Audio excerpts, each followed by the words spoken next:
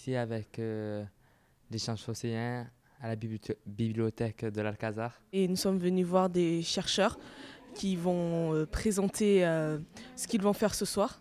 Et nous sommes venus les écouter en fait en avance et leur poser des questions sur leur travail. 6 jeunes chercheurs ont présenté en 13 minutes leur thèse, avec une vulgarisation scientifique très intéressante. Les antibiotiques sont des molécules pour la plupart naturelles que nous avons reprises à notre compte, que nous avons un peu modifiées pour les rendre moins toxiques pour l'homme et plus efficaces contre les bactéries. Celle qui m'a plus plu, c'était celle des bactéries. C'est quelque chose que j'aime bien depuis la 4e, simplement parce que c'est minuscule et on ne peut pas le voir, mais on sait quand même que ça existe. Ce qui m'intéresse le plus, ce sont les sciences et c'est le domaine de la santé.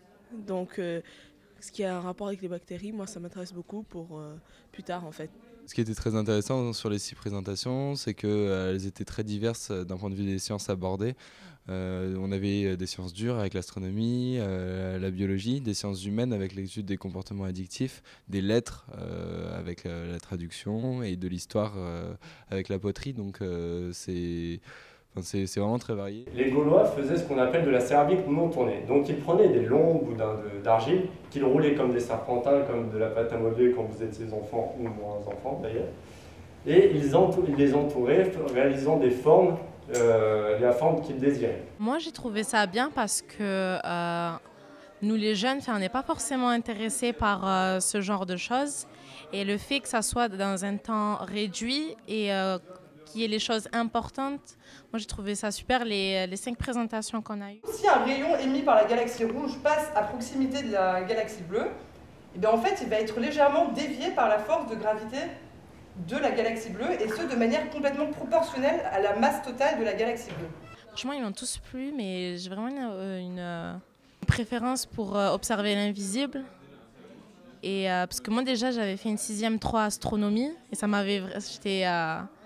J'étais vraiment j'étais fascinée, on avait fait plein de sorties et tout. C'est intéressant non seulement d'assister à la représentation, mais le travail préalable était intéressant également.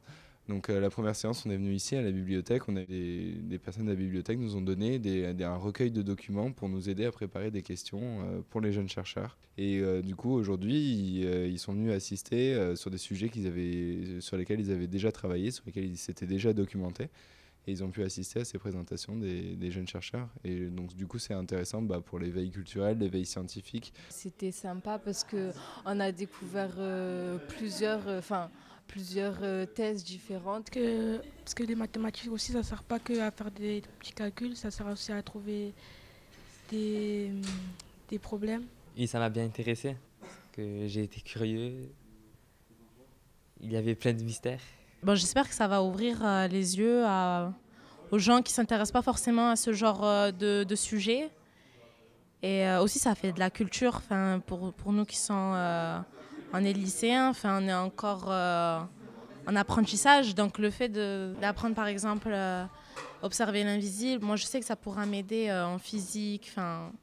Dans tous les sujets qu'on a eus, je sais que ça, forcément on va avoir une connaissance qu'on va tirer et qu'on va utiliser en cours.